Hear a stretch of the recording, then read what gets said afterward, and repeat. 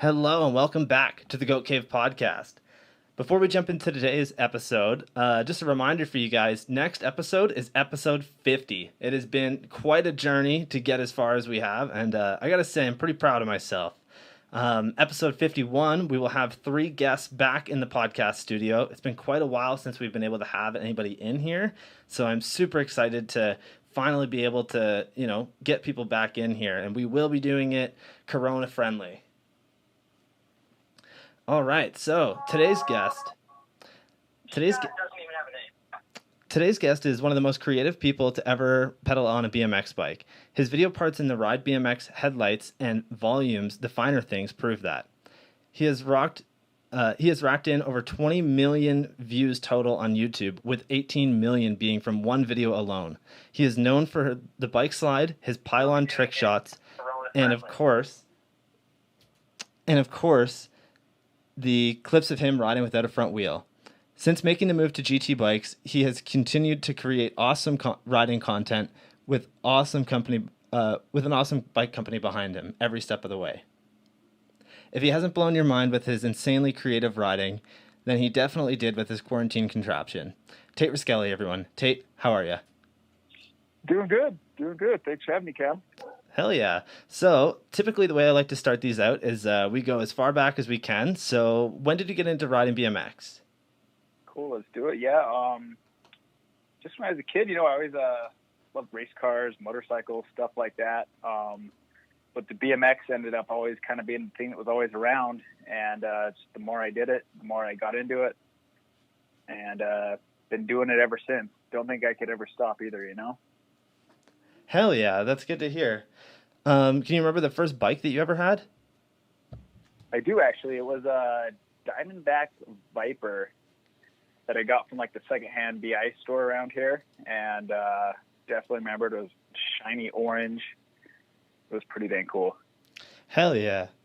Yeah, I think the first bike that I ever had was actually a Diamondback as well. Yeah, no, it's a good, good entry level. There's a lot of them out there at the time. I think Diamondback was really popular back when I was around, 14 or whatever. And yeah, that's where it all started. Mm-hmm. Alrighty. So who were some of the people that influenced your riding when you first started? When I first started, I was really into dirt jumping, surprisingly. I grew up in a really small town, so that's kind of all I had at the time. So, it was hard where I lived to get my hands on too many videos, or magazines are even hard to get. So, like, anytime I could get any sort of, Ride or BMX Plus back in the day, I was, loved all the dirt jumpers. Fuzzy Hall, of course, because he was around Utah. San Diego's guys. Later on, I got into, like the local, like Behringer and stuff like those guys. But back then it was, just anybody that I could get my hands on really was kind of like, oh, this is cool. Like I loved it, Yeah, of course.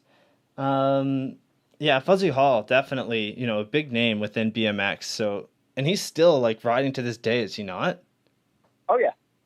He'll lay it down every once in a while. In fact, every once in a while, he'll just show up at a skate park randomly around Salt Lake, and my friends, I saw Fuzzy today. Kind of funny to think it's come to that, Still doing it, though, which is awesome. Yeah, of course. Another big name that's still doing it is the Fids. We had him on forever ago, and he's like... Okay, I remember him, of course. Yeah, another big old school name, I'd say. Awesome. So, why don't we talk about how you got some of your sponsors? We'll start it with Volume, because that was when I first heard about you, was when you got hooked up with Volume. You had the Volume drifter frame. Yep. Yeah, how did that all come to be? So let's see, that would have been, so I was making videos with some of my friends, and then maybe we'll get into it a little more later, but That's It came around. I'm sure you remember that one. And after that, I got on to Fit for a short amount of time. And it's kind of one of those things. I was just like a no-name kid, and I was kind of getting some flow stuff, and, I was really stoked on that. And my friend Rob Wise, you all know who Rob Wise is, he was riding for Volume at the time. And just kind of the right place, right time for him there. He kind of put in a good word for me. And I remember, I think Jason Enns was the team manager. for all you Canadians and whatnot. But he hit me up and was like, of course, Jason Enns would call me. Like, the answer is yes, you know. And yeah, it was volume from then on out. Hell yeah. So then when you were with Volume, unfortunately you guys did part ways after, you know, quite a while, but before we jump into that, how did you end up with the drifter frame, and what color? Like, that colorway was so sweet. I really loved that. How did you come up with the color? Green, that's still one of my favorite colored frames the whole time. I love that color for sure. Yeah. Yeah. But yeah, well, I guess, so I got on the team. I went on a couple trips. I didn't film too much on the trips. Like, I think my riding was even different back then. So, like, I wasn't the kind of guy to go on a 1 week trip and film like a welcome to volume edit or whatever. So, like, I had all this footage that I was sitting on, and kind of kept getting pushed back. And finally, Christian Regal came into Salt Lake with the means to finish it up. So I was able to finish it with him. And that was the 2009 volume video. I don't know if you remember that one. That was when I first kind of unveiled the super bikes and stuff like that. I know for its time it did really good on Vimeo and stuff like that. The whole time I was like, I think it was different enough. I knew that video was going to do something. But when it did come out, I know volume was, everybody was kind of shocked. Castillo was like, whoa, okay, like, he's different, but there's an audience. And it was immediately after that video, he hit me up to do the signature frame, the drifter, of course, and the rest is history there. Yeah, that's rad, man. You know, really cool to see a BMX rider like yourself that's so creative to have a pro model frame, especially at the time. I felt like, you know, most people at the time, I don't know, it was just really cool to see somebody so different and creative, really, I don't know, high up there, I guess, like as a normal name in BMX, if that makes sense. Oh, absolutely. Yeah, and I was, you know, definitely like, I wasn't, if you would have told me a few days before Brian hit me up to do a frame and that I'd have a signature frame within a year, I'd have been like, no way. And it just kind of all happened. It's one of those things, just like, whoa, okay, like, signature frame now. And actually, I remember the frame doing pretty good. Like, you got a really good response on it. I know a lot of people bought it. I know people still send me pictures of their drifter frames, which is pretty cool, you know? Yeah, especially cool that they're still around to this day, you know? Mm-hmm. Yeah, you don't really see that. But yeah, you want to hear a funny story about that drifter frame? Absolutely. Remember the bars, the chainstay bars? They're just like, I think it was 3 bars. Yeah. We wanted to do something a little bit different, and that was around the time, like, it was a little bit after Kanye had those. Remember those annoying sunglasses that just had the bars in it, no like lenses or anything? Yes, I absolutely do remember that. That was the inspiration for that. Funny side note that just popped into my head, you know? That's really cool, actually. Yeah, it's funny that that's kind of how it came to be, you know? Yeah, no, I remember, you know, all in all, that was kind of a dream come true there for sure. Yeah, and not to interrupt you or anything like that, but I'm having some technical difficulties here with the video, guys. Sorry about that. I guess just no video for today. Oh, you're fine. But yeah, we'll continue on with just the audio for today. So, okay. Let's see here. I know you and Volume parted ways a few years back, and sadly it seemed, you know, on bad terms. If you'd feel comfortable telling your side of the story, I think a lot of people would love to hear it. I know you previously have talked about it on Instagram in a post a few years back, even mentioning the fact that you took a pay cut just so that you could, you know, see the newer guys get a chance. Gotcha. Yeah. So, I mean, that's just a story of, you know, like, we as riders, you know, we all get older, and whatnot. So with that, yeah, I remember it was maybe a year before I quit, Brian called me up and was like, hey man, I can't pay you. And I mean, that was after kind of taking a pay cut even previously. And I was, you know, like, all right, you know, I rode with you guys for, it was what, 7-8 years, maybe even a little bit longer, somewhere around there. And so I did the no pay thing. And I was still, you know, repping volume, filming a lot, you know, like my productivity, I feel like I'm not a kind of guy that puts a lot of footage out all the time. I definitely kind of work with what I got and put out a finished product. Even with Instagram, I only like to put out things that I'm stoked with. And I know just the times change. Like, I know, you know, things are changing for them. They're trying to push different riders, which I understand. And I know. I think I was looking at the Instagram one day, and my name wasn't in the bio, and it wasn't on the website or anything. So I was just kind of like, well, shit, they must not really care about what I'm doing. And then so meantime with that is I was already 3/4 of the way done with headlights, which I felt I just filmed my best part that I had in my career. I was just kind of that timing, it was just a little bit maybe me being okay, well, fuck you guys. And, looking back, no hard feelings against Volume or Brian or anybody involved with Volume.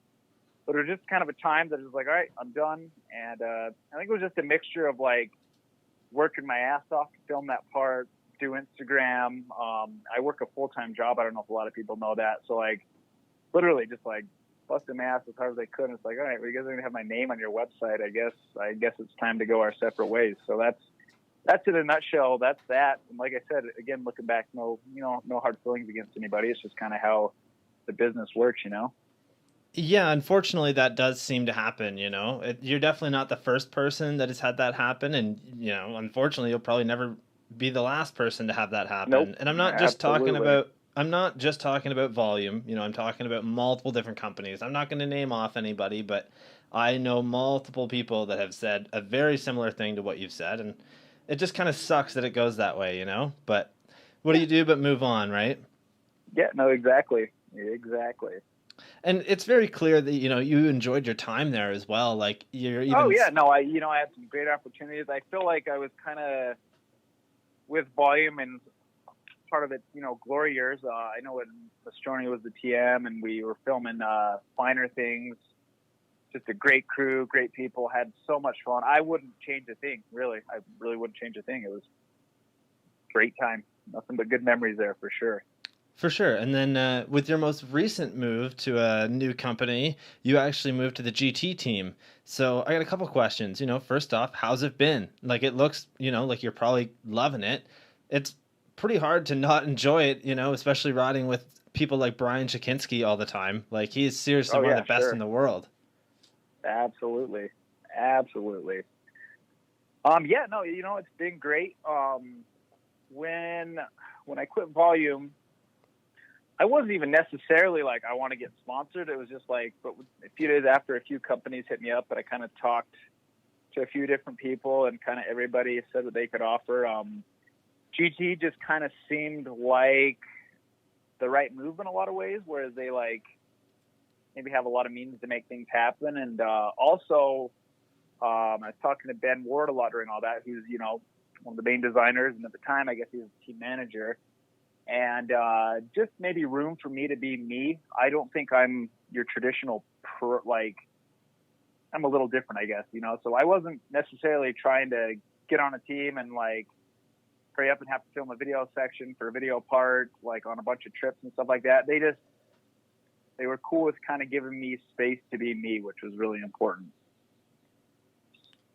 Yeah, exactly. And with GT, I feel that they are really starting to become a well-known BMX company. They've definitely been around for absolutely. They've been around for a long time. But even Brian, when he was on the show, had said that when he got on, it was one of those things where they really weren't, I don't know, the team that they are today, clearly, and that they have really started to actually care about BMX for multiple different reasons other than just, selling BMX bikes. And that's awesome to see. Yeah, they were GT back in, the 80s, and, they were one of the biggest companies out there. No company can stay like that forever. There's always going to be ups and downs, and I really think they're pushing in the right direction. I don't know if a lot of people know, but Jeff Zielinski is the team manager now, which is great. I've worked with Jeff over the years, with him having his hands in everything a little bit. And so he gets me. And like I said, Ben Ward's been really cool. So yeah, big shout out to Ben and Jeff. I'm sure there's some people behind the scenes that I'm not naming, but yeah, I think it's definitely headed in the right direction. They got some big plans going into the next few years. This whole Corona thing has kind of changed, or slowed things down for a little bit, but there's some cool things happening. So stoked to be a part of all that. Yeah, sure. Exactly. And when we speak about Corona and everything, it's slowed down pretty much everything for everybody, right? Mm-hmm. It's a pretty crazy. I hate to be that guy that says, "Oh, it's a crazy time we live in," but it totally Yeah, is, you know. without a doubt, without a doubt. Yeah. Anyways, I really wanted to say I absolutely loved your announcement that you were going to be riding for GT. The green screen that you used for it was awesome. Thanks, man. I'm going to see if I can play that clip on screen. It looks like it's probably Okay. just my video cameras that aren't working right now. It's Okay. it's real hot in the old goat cave, so that's probably why. Um, yeah, let's take a look here. About to get hotter. Yeah, right, with this awesome GT footage. All Yeah, right, here we go. I got a few funny behind the scenes stories about that, so I'll tell you after it plays there. Yeah, and I gotta be honest, to the untrained eye, that green screen really works. Like me as a video editor, I can see right at the top where it's like it's not level, but it's very, very good. All right. So, anyways, why don't you tell us the stories that you have about this? So that was just a random idea I had. I wanted it to kind of really get people's attention and kind of, like make them laugh too. Like with all my clips, like there's always a little bit of maybe humor involved. Not always, a lot of the time I like it. But so me and one of my filming buddies, John Tinsley, who's amazing in the that realm of filming, editing, and all that. I hit him with the idea, and he's like, "Oh, I don't know." And then it turned out Mike Mastroni had a green screen that he used to have, or a big green sheet that he used to use for product videos. And so we just literally like bootlegged that, had no idea if it was going to work. I've got another version of that. And you reminded me of that. I think I should post that on Instagram one of these days. We'll definitely do that of our first try at it, which was a little different. But yeah, we just totally winged that. And it somehow turned out okay, I guess. Yeah, it's hilarious. I love that clip. It's a really good clip. I think, like you said, it really grabs the attention of the viewer as well. Where did you guys get the video of the car driving? Did you guys film that somewhere else? Oh, that's if you look close, that's me in the passenger seat, my buddy Riley. So we shot the milk crate, and then we just moved over a few feet where you could see down the parking garage, and so we just shot a still shot of us driving really fast, and then threw that in the green screen, and the rest is history there. But yeah, if you look close, I'm in the passenger seat, which is, I guess, kind of funny too. Yeah, I'm just playing it again right now to see that. That's hilarious, though. Yeah, I'll have to post our first take at it. It's a little different, but kind of the same. That reminds me, that's been sitting on John's computer for well over a year now. Yeah, that totally is you. That's hilarious. Oh man. Yeah, such a great idea for an ad. So while we're on the topic of GT, what do you guys got planned for the next little while? Can we expect a frame or a colorway, anything like that? You know what? We're working on some things. Like I said, with the whole virus, things slowed down a little bit production-wise and stuff like that. But stay tuned. We're working on some stuff. I'll just say that. Hell yeah, that's good to hear. Cool. So let's move on to some of the filming and video parts that you've had in the past, couple years. So let's start off with what the filming process is like for you. Obviously, it's so different than anybody else, at least with the tricks that you're doing and the ideas that you have. I think that it would be such a different process. Yeah.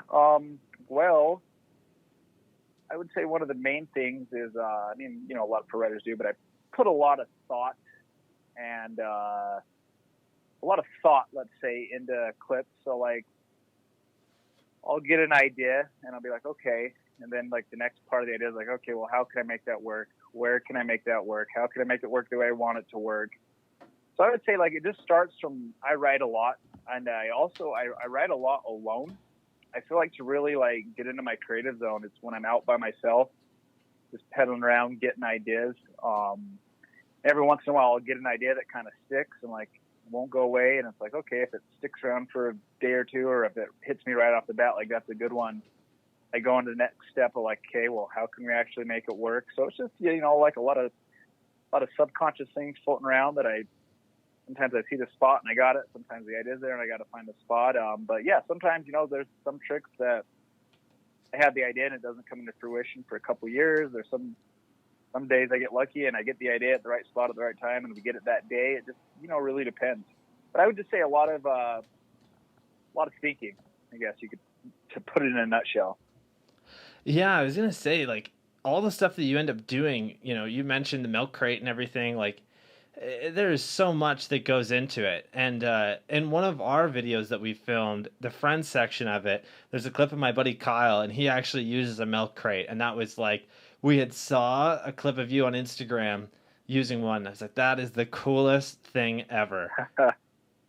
Dude, they're everywhere, man. It's just, I love being able to, like, find everyday ordinary objects that you really wouldn't think twice about, and like finding a way to bring them into something that's like everybody can relate to, a milk crate or a cone or something. Like, I love when you can just take some dull something and make it cool, you know? Yeah, exactly.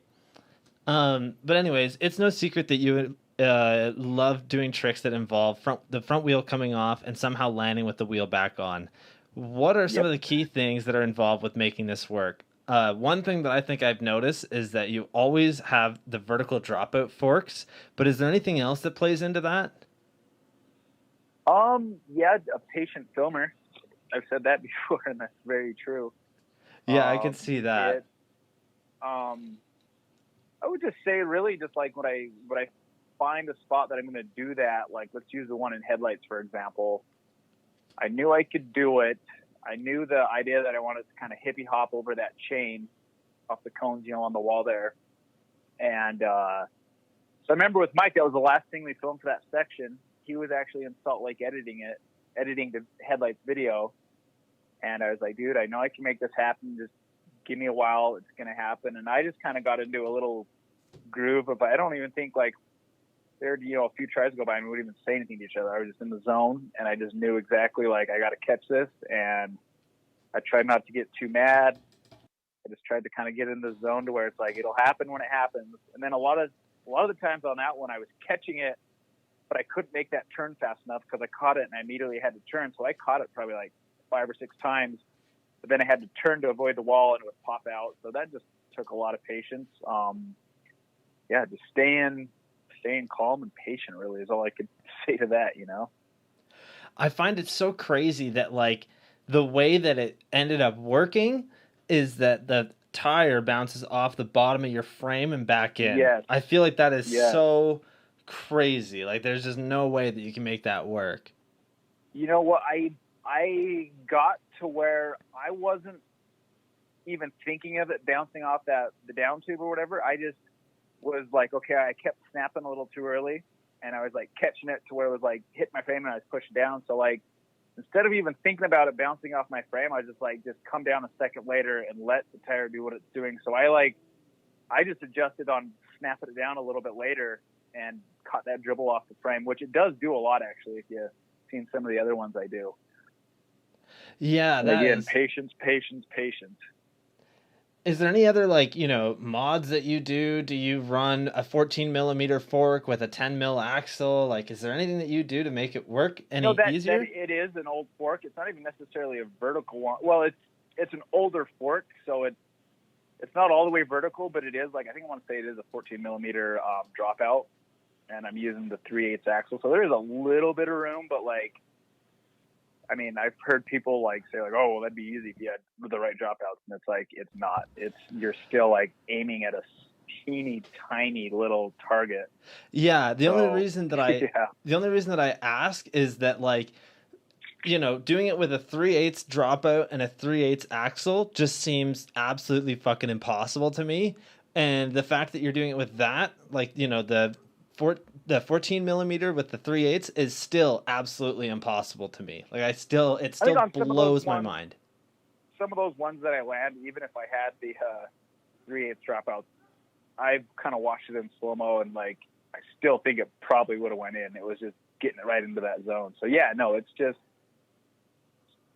it can be frustrating at times, but when it happens, you know. Yeah, absolutely. Yeah, it just blows my mind, man. That's so crazy. So some of your best video parts have been filmed by Mike Mastroni, who is also known for his creative riding style. Do you think that filming with him has led to better clips since you are both able to relate so well to what ideas you have? Oh yeah, absolutely. I don't know if you knew this, or maybe some people do. Mike actually moved out to Salt Lake after he did headlights, so he is my current roommate right now, and we're working on a GT project that I've been taking my sweet time with. But absolutely, we're on the same page, riding wise and stuff like that. Yeah, we're definitely both out there. But yeah, it's great. I've got a really great camp of people around me. Mike Mastroni being one of them, Elf being one of them, Riley, John. Like, we've got a pretty good little creative camp out here, I would say, that we all kind of help each other out and are patient with everybody's, we've all got a totally different process of doing it. We're all do it a little bit different, but at the same day, it's the same goal in mind to making cool videos, Yeah, absolutely. His riding is also like, you guys together are seriously, the Richie Jackson of BMX. If you guys don't know who Richie Jackson is, he's a skater who has the exact same style as you guys, like just so creative and crazy. Like everything that you guys do is so similar to what he does. He's another one that has like a ridiculous amount of views on YouTube for videos. Oh yeah. So at a certain time, a couple years ago, Richie lived at my house for a month when he was kind of in between California and traveling around. So it was myself, Mike Mastroni, and Richie Jackson in my house. And we made a lot of jokes that, being like the creative capital of the world and all this stuff. Yeah, I can actually. Went up, but that was some fun times for sure. I could definitely get behind that. You guys, all three of you, that would be ridiculous. It would have been cool to see you guys do like a backyard edit or something like that. You know? Well, it's still pretty cool because we're good friends with Richie, and so we love, like, Richie and I bounce ideas off each other all the time. It's kind of cool having like an outsider's perspective. Like, he's coming from the skateboarding side, and we're on the BMX side. So it's kind of fun to like be able to bounce ideas with like, another creative mind, but yet he has a different outlook on it a little bit. Like, it's kind of cool, some of the conversations that get started and whatnot, as far as tricks and all that. Yeah, absolutely. So why don't we talk a little bit about headlights, since we're kind of already on that topic? How did you get involved with Ride BMX's full length headlights? So Mike was put in charge of all that through his Transworld at the time before it changed to R. And so Mike kind of handpicked everybody that he enjoyed filming with. So I was just luckily one of the dudes at the right place, right time. I know Elf that lives out here. He also had a section in there. So yeah, it's just, I think Mike and I have a lot of fun filming together, and it was just kind of like, hey, you want to do this? It was like, sounds like a great opportunity. Let's do it. The rest is history. You and Elf have been in a couple of videos together, correct? Dollar Bet was one of them. I know that he had a part in that, and so did you. How long have you known Elf for? I've known Elf since Elf was one of the first. He was a established pro at the time, like him, Behringer, Aiken, all those guys, and so Elf had seen some of my videos that I was filming with my little crew up in Ogden, Utah. And I remember he got my phone number from somebody. And so, like, I lived kind of far away from those guys, like at least over the mountains. So I was kind of in a small town, and they were all, kind of centered in Salt Lake. And I got a call from Elf one day, who I've, been looking up to for years at that point. He's like, hey, I like what you do. And he had an opportunity to film for Shook Break the Tape, which was my first, like, I guess, big time BMX video. And so we started filming that. That was like, I don't know, 2006, I think. And he's always kind of been a mentor to me.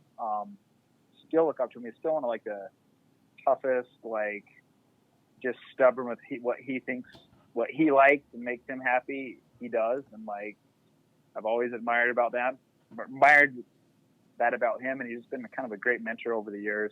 Still is on just a lot of things involving bikes and life, Yeah, exactly. Yeah, he's been a big name for quite a while. He had a few clips in Anthem 2, which is my favorite BMX video. Everybody that's listened Oh to yeah. this before definitely knows that. But I think he had a couple clips in the Friends section, which was really cool. Yeah, I got to have him on the show one day. That would be awesome. Oh He's, yeah, you should, man. yeah, definitely a Put a word in name. for you when I see him next. Oh, of course. Thank you. So throughout the video part in Ride's headlights, your riding involves many props, like it always does. But some of these include car tires, milk crates, shovels, and anything else that you could probably think of. What are some of the key items that you bring when you go to film a clip, whether it be for Instagram or something for a video part like headlights? Oh man, whatever's talking to me at the time, I guess. Oh no, some of those things I actually found at the spot and just utilized.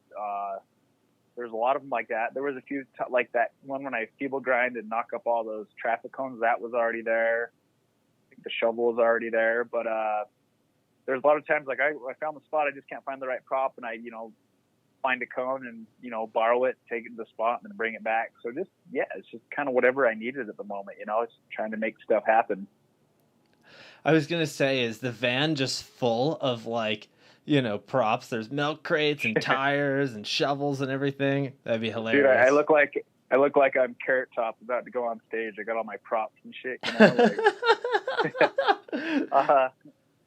Yeah, you could say there's I don't know. Sometimes I'll just find something riding and I'll be like, I like this. This weird piece of plastic. This speaks to me, and then it ends up in my garage, and then I'll end up taking it out with me and. Yeah, it's just a weird process of, playing around, and when the right idea finally opens up and comes down, go time, Hell yeah. That is such a cool, process, I guess. I really like that.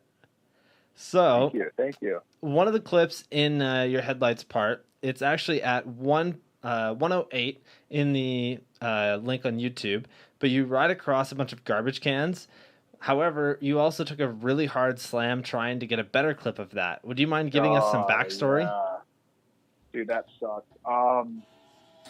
Yeah, so I did it, and I kind of swerved into the wall a little weird, and that was actually pretty scary. I don't know if it would translate. There really wasn't a solid surface that I was riding on, so it was I didn't really know what to expect every time I hopped on it, and I had to hit that thing cooking to power through those lids. And so I'd landed it, and I was like, all right. And I was like, well, you know what? We're here. I'm in the zone. Let's go again. And it was just one of those things right after I just kind of got bunched up at the end. And because I didn't have something solid to push off of, the way I rolled out of it, next thing I know, I was heading towards my back. I was like, oh, shit, this isn't going to be good. And I popped my head off that concrete pretty good, cut my head open. I didn't really get knocked out on that, but I was definitely out of it for a little while. There's maybe a couple days after that, I was, you know how it is when you hit your head. Yeah, that sucked, dude. That ended the day that day. That's for sure. Yeah. And then, there was an actual comment on here asking if you actually did super glue your head shut. And that was something you guys did, right? Yeah. I had my girlfriend do that a couple hours later. Jesus. So yeah, that did happen. It wasn't it was only maybe an inch. So it was, I didn't want to go with stitches. And it got the job done. So, yeah, it worked. I do love at the end of this clip, it's Mike taking a look at your head, and he's wearing all white, and you can clearly see him trying to make sure that his white pants and shirt don't get any blood on them. Right. Oh, fuck. Yeah, that is such a scary clip, and I think somebody that it would be really good to compare in this kind of case would be Sean Burns, because there's so many clips of him where he's already pulled it, but he'll go back just to try and do it better. And his motto was always never settle, there's so many clips of him like that. Totally agree with that. Totally agree with that. There's countless times that I'll do something and land it within the first 30 minutes. And then 2 hours later, I get it again. I'm like, okay. And then when we get back into the editing, I'm like, oh, I like the first one better, so I think I've learned one big thing about that is go till you in your heart, it's good enough. But I have to watch clips after I film to really get the feeling for it, out of the moment. Because usually when I'm filming something, I've been trying it for a while, my adrenaline's going. I'm like physically exerting myself. And so like, whenever I watch something in the moment, like, be like, okay, yeah, that's cool. But a lot of times it's not till later to where I've like separated from the clip a little bit to where it's like, oh, okay, that was good. That was good. So I've just kind of learned like, yeah, never settle, give it your best. But at the same time, like, take it with a grain of salt when you're cooled off a little bit, because sometimes it's maybe a little better than you think it is. I've learned that the hard way. Yeah, exactly. Yeah, definitely. Yeah, that's so hard too. I've been in that situation where, you're just trying to get a clip, you get it, and you're not sure about it. And I've definitely done that, trying it again and just fucking eat it super hard. But it's all part of it, I guess. Yeah. Oh, yeah. Absolutely. That keeps us coming back, I guess. Yeah, exactly. Little victories. So let's move on to another one of your videos. Let's go to viewed video on the internet. This one is probably the most viewed video in BMX, to be honest with you. And that is this the most creative rider on earth, which is on the No Jumper page. So let's just start it off by saying that this video, is probably the most viewed in the world. And the first clip starts out with you riding riding up to a ledge and then sliding down with your dropouts and rolling away with the back of your bike on a skateboard. So how did you think up this idea? And it just seems so crazy to me. That was, so I had, at that point, I'd done a front wheel clip falling out, and I landed on a milk crate and skidded away with my forks in the crate.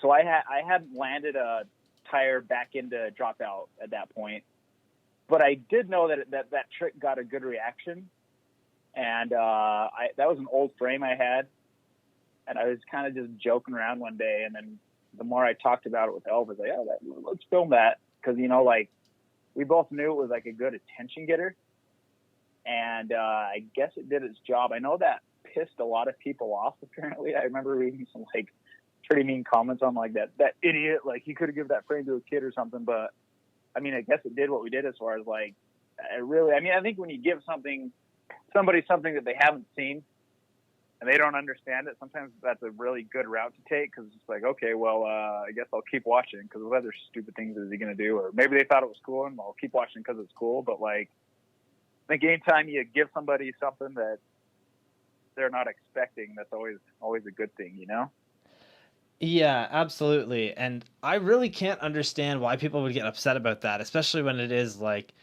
it's the creativity of BMX. And the fact that you even mentioned it, that frame was probably pretty old. And I don't know, I'm the kind of guy that like, I can't ride an older frame. Like I try and switch mine up every 2 years max, just because it's dangerous, like I've had frames snap. Unfortunately, bikes break. It's not, Yep.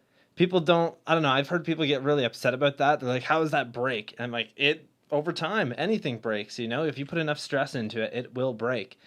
So I don't know, that was actually one of my, I think it was like the second or third drifter I got, and I still have the frame in my bike room, and it's funny because those bottom dropouts are all grinded down sharp, because, of course that's going to grind the dropouts down. And I think it just adds to the story of looking back at that frame one day and be like, oh, well, that's why the dropouts were like that. It kind of cool to me, I guess.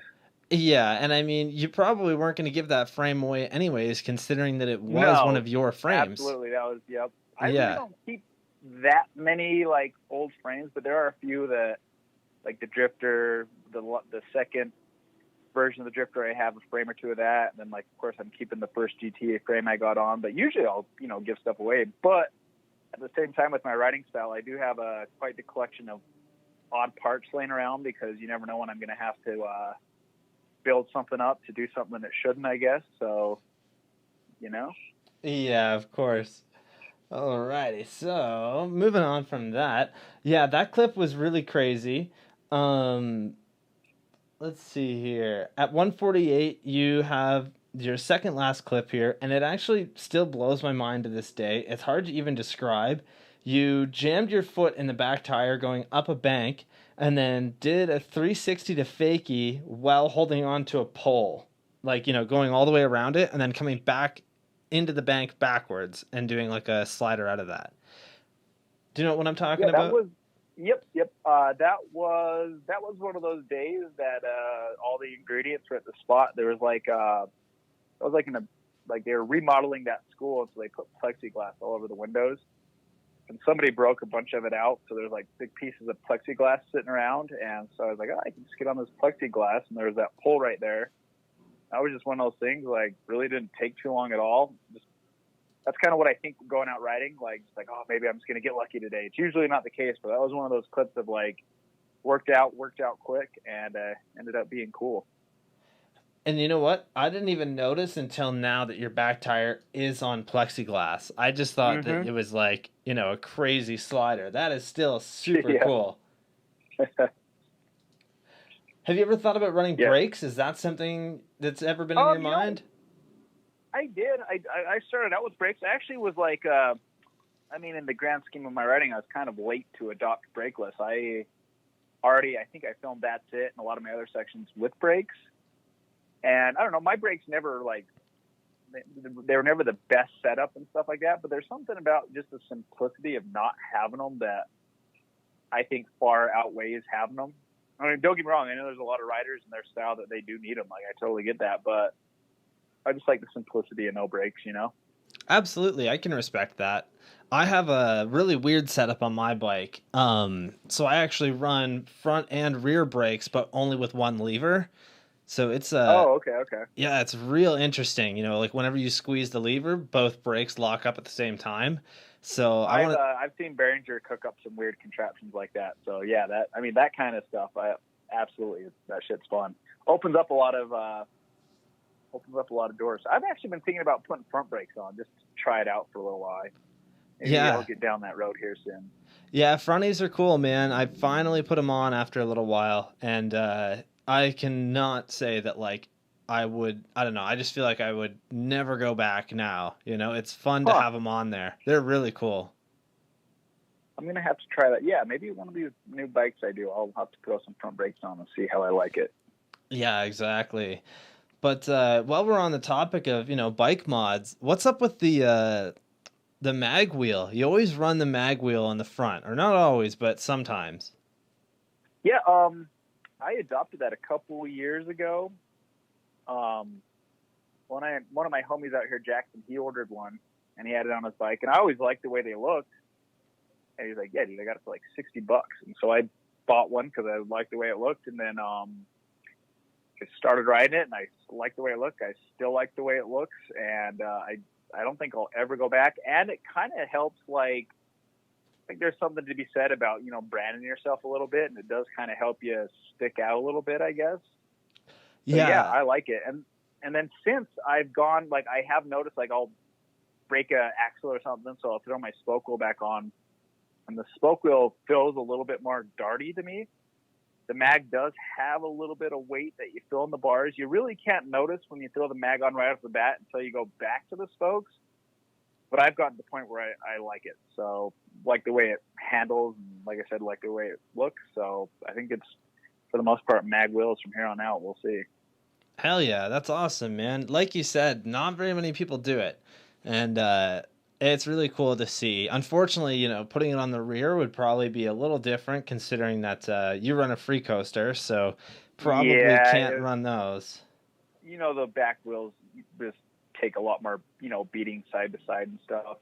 Oh, yeah. I've never actually broken the plastic part of the mag. I've chipped little pieces, and I've, ruined some, I guess the hubs and axles and stuff like that. But as far as, the plastic component, they're pretty dang strong. I'm not really I'm not too hard on my front peg though. I'm not necessarily doing hangovers and toothpicks and stuff like that. So maybe that helps a little bit too.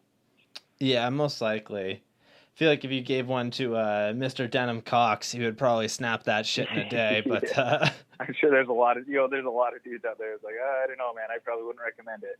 It's a little too crazy for that. Fair enough. Oh man. So let's move on to the second video that you released with the come up. This one being the most creative rider in Earth is Back. And this one I really liked. This was one of my favorite video parts that you ever released. Not to say that I didn't like, the first one. I thought the first one was really good as well. But you could tell that you had really worked on your style for this second one. Gotcha. So that was actually a section from Killjoy. I don't know if you've probably seen Killjoy. So that was my section from Killjoy. And Adam was like, dude, that video did so good. Let's kind of brand it this way. And that's what we did. And so it was, that was filmed. Jordan Utley was a part of that, who did That's It and stuff like that. And then Elf, of course. And yeah, I still love that section for sure. Yeah, it's a really good section. And yes, you are right. It is from Killjoy, of course. Forgot to mention that.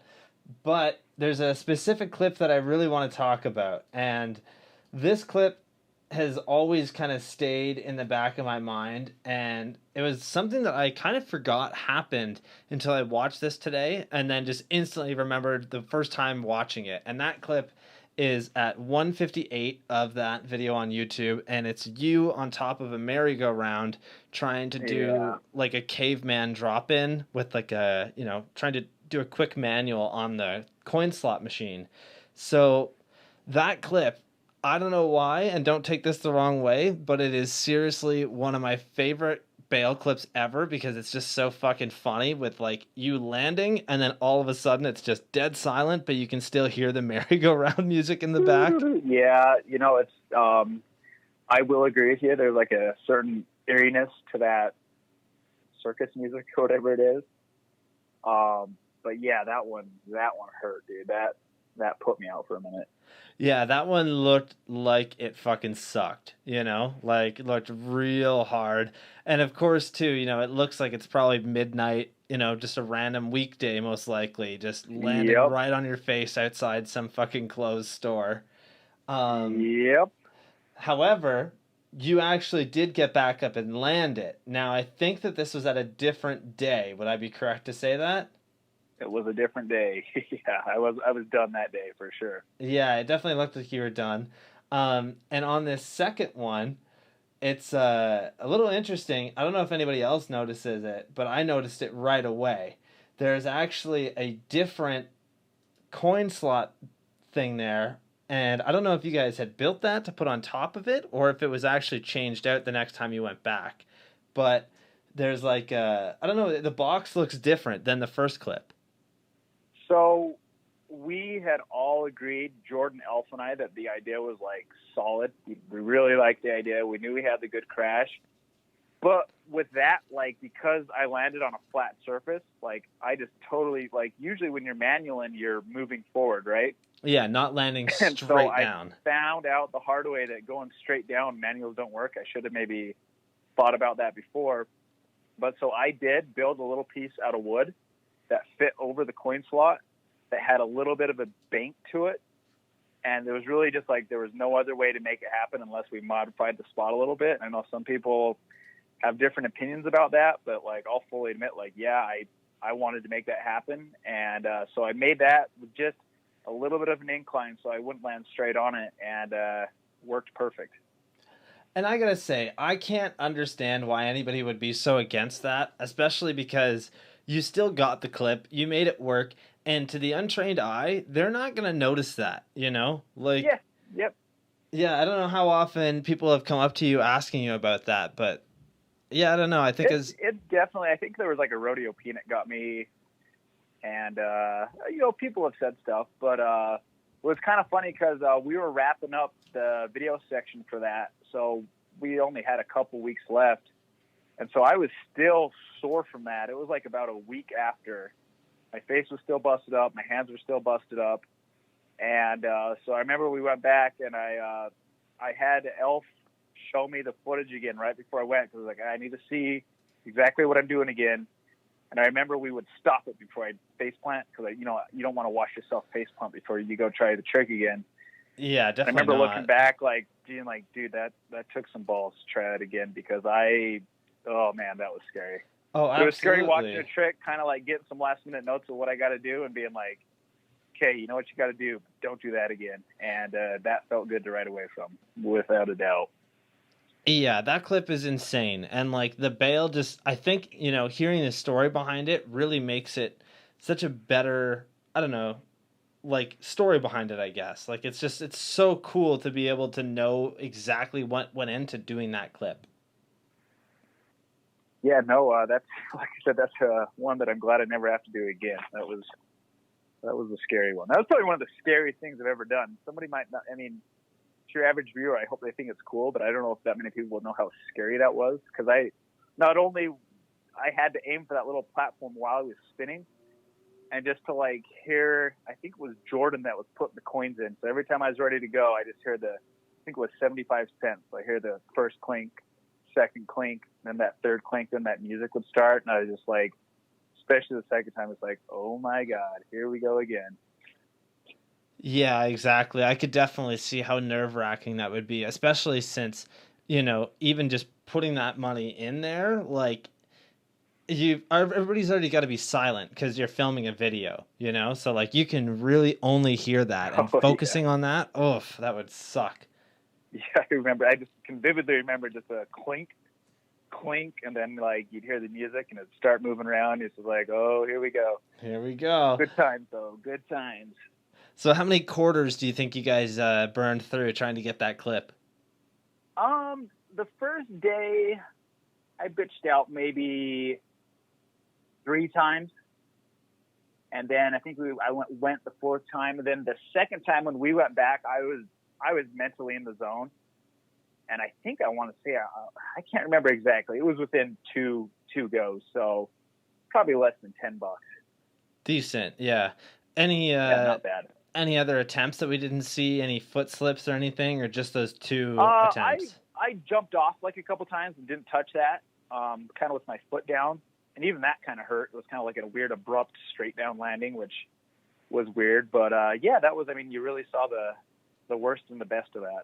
Yeah, exactly. That is, that clip will stay one of my favorite clips forever, just because I think, you know, hearing the story about it right now is awesome. But just seeing the, like, I don't know, the dedication that it takes to actually do that, it represents so much in BMX. Like, you can see how hard of a fucking slam that you went through. Yeah. And then, you know, getting back up and doing it, that is fully like BMX in, you know, 2 clips right there. Yep. Well, thank you. Yeah, I remember being, I was out of it. That did, like, again, I don't think I was like completely unconscious, but like I definitely had a pretty gnarly concussion from that first one. And I remember like that night being like, there's not a chance in hell I'm going to try that again. And then like, I watched the footage and like Jordan and Elf were just like, dude, this is like, even if you don't do it, we're using this clip because it's so good with this eerie music and just like everything. And so, like I said, I'm glad I went back and did it. Hell yeah, man. So I got to ask though, at the beginning of this video part, there's a girl riding this lake jump. How did that happen? Oh man, so that was, we would call that the OCGC Bitch and Beach Party. OCGC was my little crew in Ogden. And every year we would go put this pretty big jump at the side of a lake and bomb down from that top of the hill. And I think that was my ex-girlfriend at the time. I think everybody was drinking a little bit and she was like, I want to do it. And like, all right, you sure? And yeah, the rest is history. We let her go, and that happened. And that was like, there were people doing that all day. Like people would just kind of watch and be like, oh, I want to try it. And I think alcohol maybe got into them a little bit. And so like, it was like a slam fest. There's some, I don't know if you ever watched the entire video Killjoy. I'm sure you have actually. And there's some other pretty gnarly clips from those 2 years that we did it of just people getting wrecked. Yeah, just fucking eating it. I love this though, you know, like you can tell without even you telling us that she has been drinking, just because like the way that she's fucking riding up to it is like so sketchy. Oh God, yeah. Yeah. Oh, there were some cringes that day. There's just people like, oh, there's a photo my buddy's got. It was just some random dude. I think he was fishing with his family. He was like probably late 30s, maybe early 40s. And he barely spoke any English. But he's like, oh, I want to hit. It's like, you sure? And he's like, yeah. And so like he went down and looped out and hit his back in top of his head on the top of that ramp. Oh. And my buddy's got a photo of him just completely upside down, bike's like 3 feet above him, just racking the top of that rack. I'll try and send you that photo if I can find it. It's pretty gnarly. Pretty fun times though. Yeah, definitely send me that. That'd be hilarious. Yeah, that is so wild. All right, so let's see. This is the last one that I've got for your Killjoy section here. At 3:37, you hit it. There's a clip of you manualing a bellhop cart. How did that happen? Did you guys slip the guy a 20? Was it just all luck? How did you set this up? That was actually surprisingly more real than you might think. We waited a long time for the right time, and he had finished unloading somebody that was leaving, and that was one of the busier hotels in downtown Salt Lake. And so we were waiting around the corner, and the time was right. Elf and I just went buzzing around, and that happened. But afterwards, I didn't want to be like a dick and right away, so I actually afterwards gave him 20. I was like, dude, like, no hard feelings or anything. We're not trying to like punk you or anything. We just like really wanted to get that clip, and he was like stoked as shit. And that dude actually ended up coming to the premiere of that video, which is pretty cool. Looking back, fucking hilarious. That is so cool to see that he actually like came out to that video as well. You can I wish I could remember his name. I stayed in contact with him a little bit because I told him, like, dude, we're filming for these videos. He's like, oh, really? Like, when are you guys going to play? And it was like a couple months out of that point. He's like, well, get my number and tell me. And so sure enough, I texted him, and he's like, sure enough, showed up at the premiere that night, which is pretty cool. Yeah, that is really cool. You can see just the look on his face, like, what just fucking happened? Yeah. Yeah, that is super cool. That was one of those ideas I got, like, oh, do you think you could do that? And I was like, I don't know, but we should try it. And we just kind of had to wait for a little bit. And yeah, sure enough. Yeah, that could have gone so wrong, but I'm so happy that it went so right. You know, like it literally worked really well. All right, just playing it on stream here now. Yeah, that is super cool. Love it. All right, moving on. Yeah, we still got a couple minutes here, eh? Perfect. So, ooh, we got lots on here still. Ooh, I found this one. This was like the last thing that I found when I was doing research today. There is an ad of you for a bowling ball company. How did this happen? Like, this is so cool to me that you just managed to somehow be in a bowling ball ad. Yeah, that was really cool, actually. So, it was Paul Oblock, worked for Storm Bowling Balls, which is in Brigham City, which is about an hour north of here. And it turns out that he used to ride back in the day, and we had a mutual friend. And so he was in charge of all the marketing for Storm Bowling Balls, and which is like one of the biggest bowling ball companies in the world, I later found out. And so it turns out he hit me up, and I was kind of like, hey, I got your number to our friend Jared. Would you be interested in doing a bowling ball commercial? And I was like, what? Like, what do you want me to do? Like, I'm an average bowler. I'm not even good. No, I suck at bowling. But he explained the concept of they had this new ball that they were releasing, and it was called the Daredevil. And he had this idea of like, dude, come up and check out the warehouse. We'll give you a tour of the warehouse.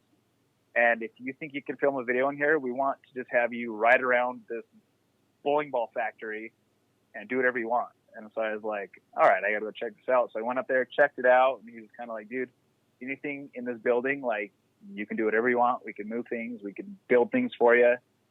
So, like, went and checked it out, and it was just like, okay. And so we had 2 days to film that. And, just got to ride around a bowling ball company, or a bowling ball factory, and it was freaking awesome, man. That was one of those things that just came out of nowhere, and looking back was like stoked that it happened, you know? Yeah, that is so cool, you know?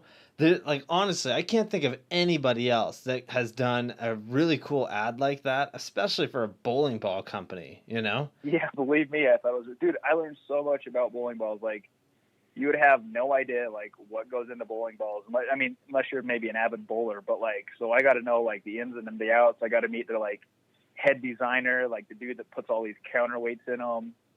A lot of people don't know, but Storm bowling balls are all scented, and the scent lasts for like, I think it's like 50 years. Whoa, that's so I got to see how crazy. they put scent in them. Like that was a good time, man. I definitely had a blast filming that. Yeah, there's a clip in there that is really cool. It's you doing a wall to fakie on a forklift that's like lifting up a pallet worth of these bowling balls. That was super cool. So the funny thing about that is, so we got there and we started filming on a Saturday, so they were like maybe quarter staffed. And so there's like they had like the guy that drove that around. They had a few other people. And so like I told the dude that runs the forklift, I was like, hey, what about this idea? And he just kind of looked at me like, I'm not a stuntman or anything. I've never done anything like this. I was like, dude, let's just talk it out. We'll fill it out. So like I was taking runs and they kind of got in sync of like, hey, lift now.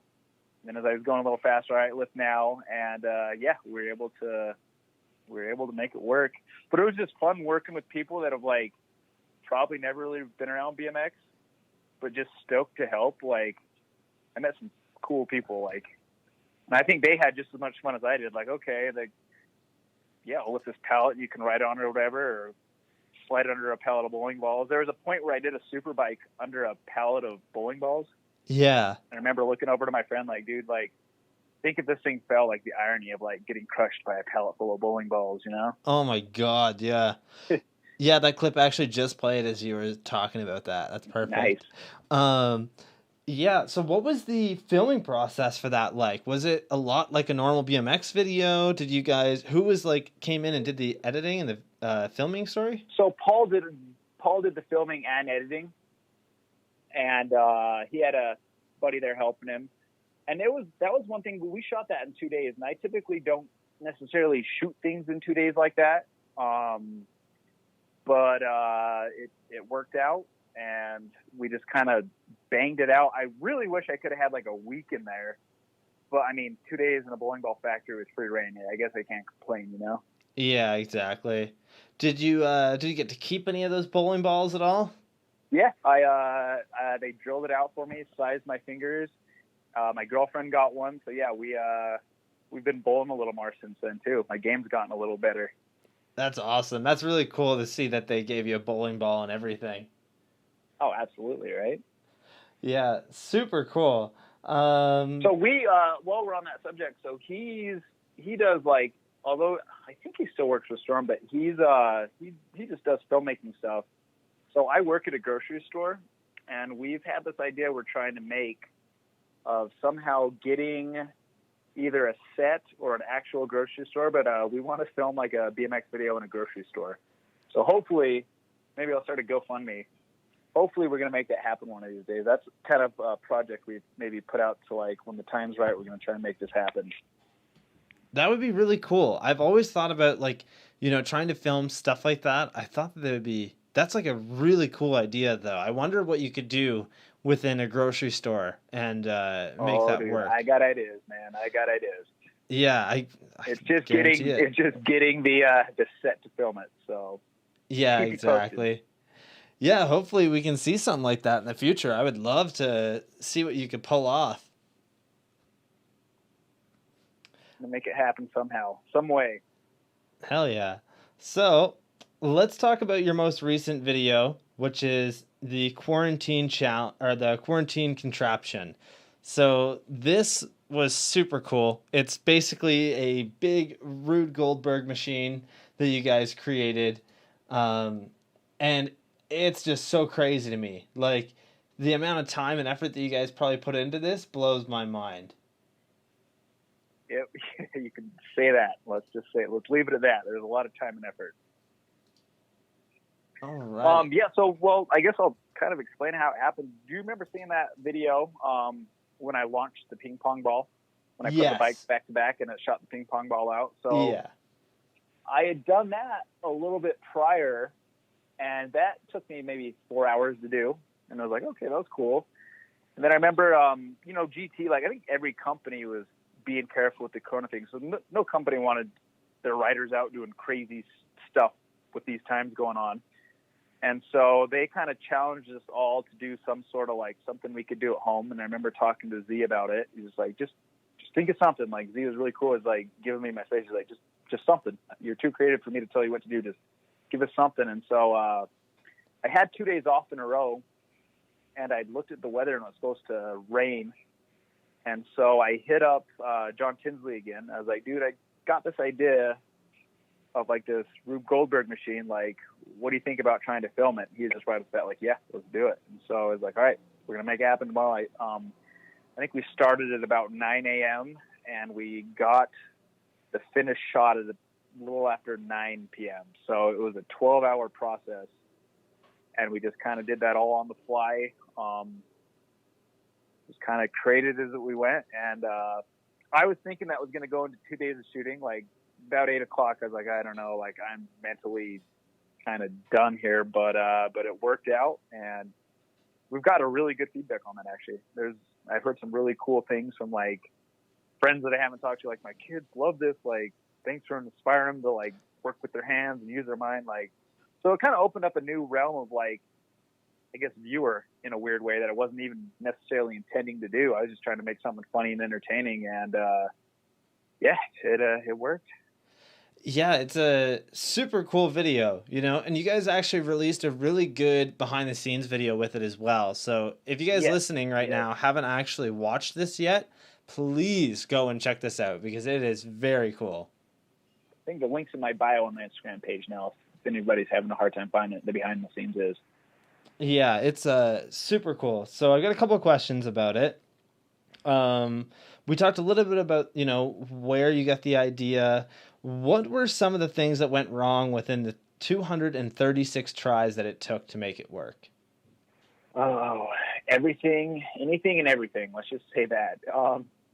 That slinky was really hard.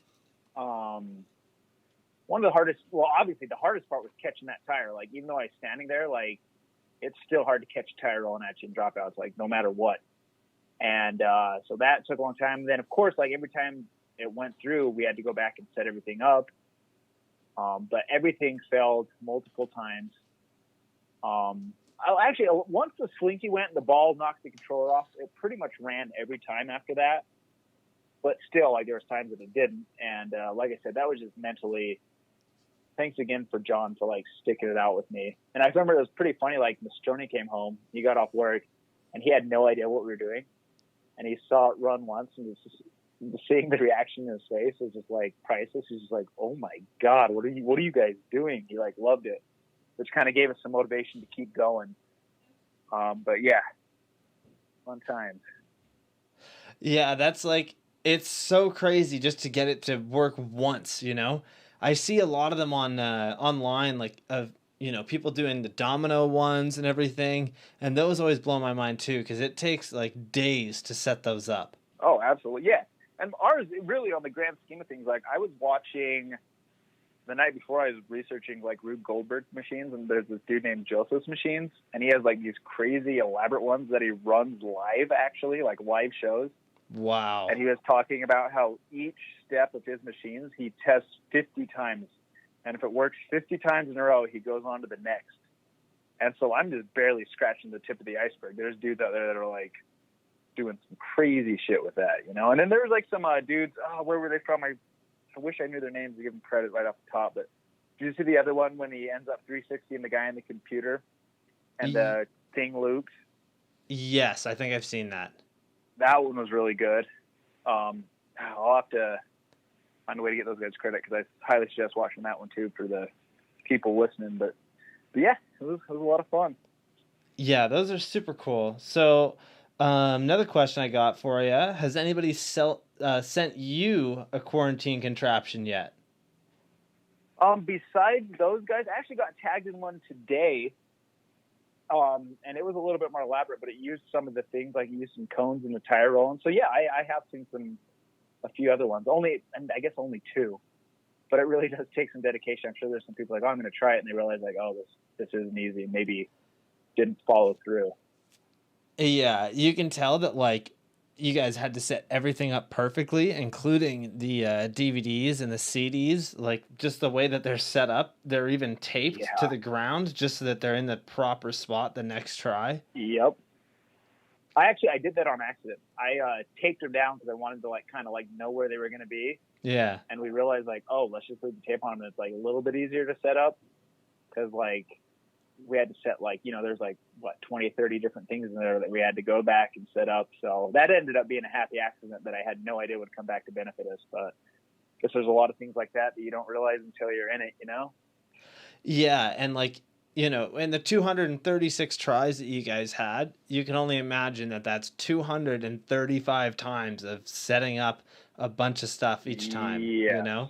Yes, absolutely. And then I talked about it in the behind the scenes, but we were shooting it with like it being sunny outside, and as like the day progressed, obviously it got dark.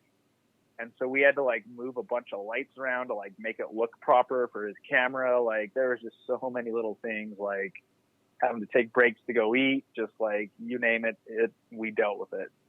Yeah. But it's kind of like my riding. Like I have no problem trying something for as long as it takes. I just feel bad making a filmer film me. But like once I get something in my head, man, like I got to make it happen some way or another, you know?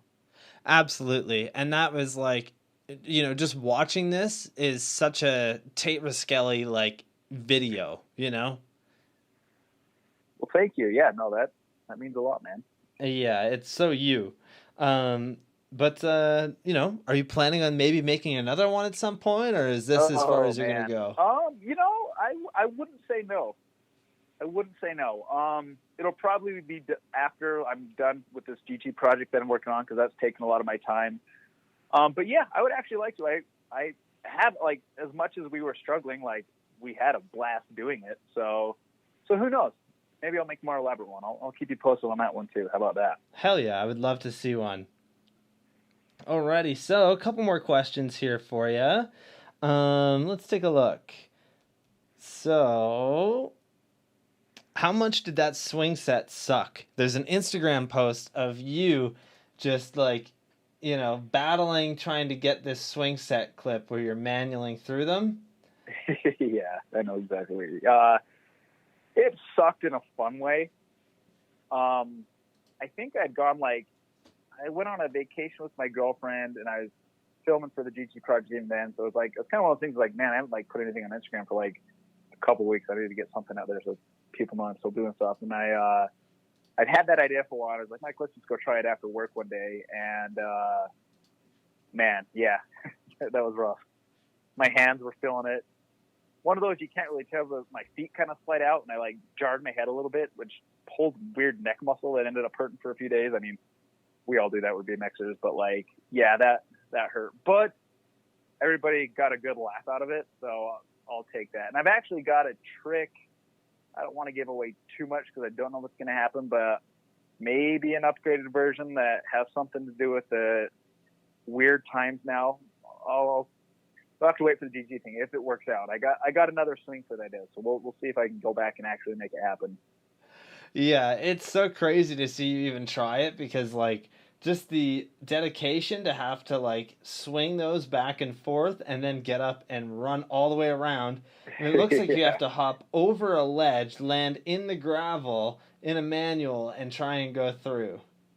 It was like this. The scariest part of that was like going into that, just being like, you know, you see your eyes, you're looking straight down the barrel, so you're just like, oh my god, like I have like a 1 in 50 chance. I got pretty close one of those times. I would like to maybe give that another go, but like just knowing how hard that was, like, oh, that was rough. Yeah. And it wasn't like it really. I mean, yeah, you're gonna get banged up by those swings a little bit, but like, I mean, it's not the most dangerous trick necessarily. Like actual like breaking a bone. I'm knocking on wood right now, but it was like it's one of those things like to the average viewer, it's like, holy shit, man, you're crazy. But to like, I think any BMXer can maybe kind of break that down and be like, okay, like I could see why you like maybe have some confidence that it might have worked. Yeah, absolutely. And with the stuff that you've pulled off, like it doesn't surprise me that this is something that kind of comes to mind for you, you know? And you did almost make it. The last clip there, you were right at the last 2 swings. So there was a chance you could have pulled that. I don't know if you noticed, but I kind of gave like an I'm done signal. I kind of like I gave Mike a signal cut. Yeah. And then I watched that and I was just like, oh shit, I got to keep going. So like some of those crashes were even after that, and it didn't work out, but turned out funny. So we'll take it. Yeah, that is such a great clip. But on to another awesome bail clip. This was probably one of the most requested clips that we talk about today.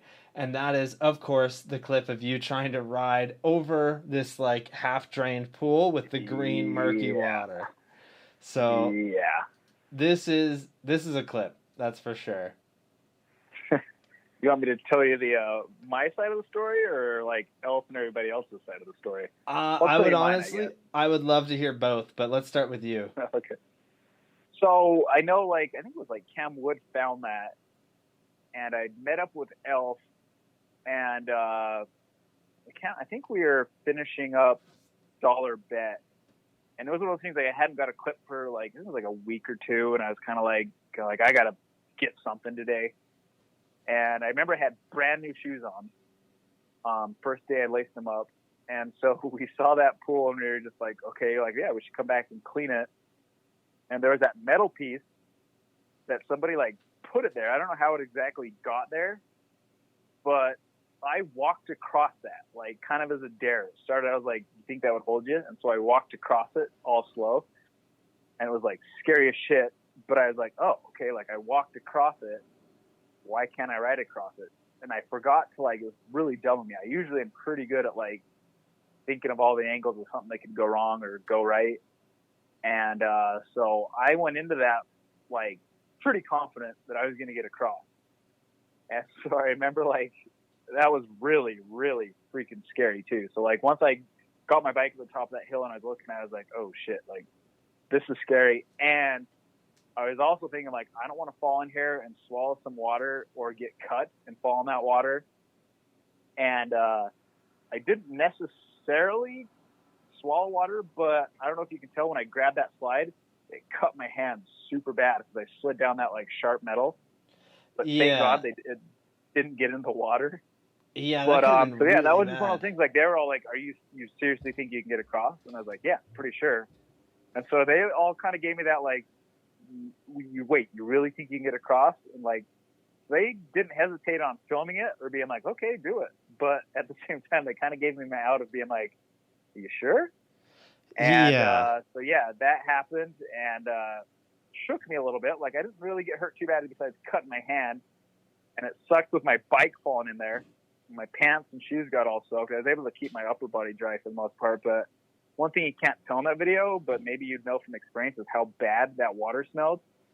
Oh, I could definitely tell. It was freaking horrible. So, like, all my friends, like, after everything was cool and we got the bike out, it was just like, they were giving me so much shit. Like, and, you know, just like, dude, that was like the best, like, Elf still, like, says it's the best clip he's ever filmed.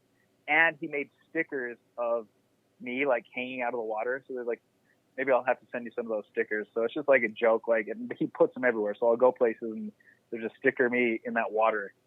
So it's just like their joke of giving me shit. But I remember afterwards, I basically just stripped down to my boxers, put my bike in my car. And I was like, all right, dudes, I'm going to take a shower and clean my hands out. And so yeah, I drove home with no pants on after, if that adds anything to the story too. You absolutely need to send me a few of those stickers. I would love to put some of those in the studio. I'll do that for sure. Hell yeah. Yeah, that clip, man, a lot of people were asking about that. I had people ask if your plan was to, like, you know, go across it and then somehow, like, let it fall down and fakey it. But I was like... I had a feeling that the back of that might have snapped down, but I was like, I'll be across it by then. Like, I'll have my weight over the side of the coping by then.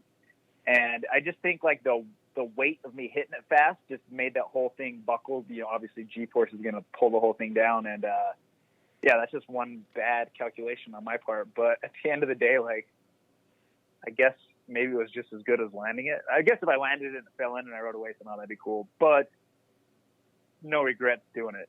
Yeah.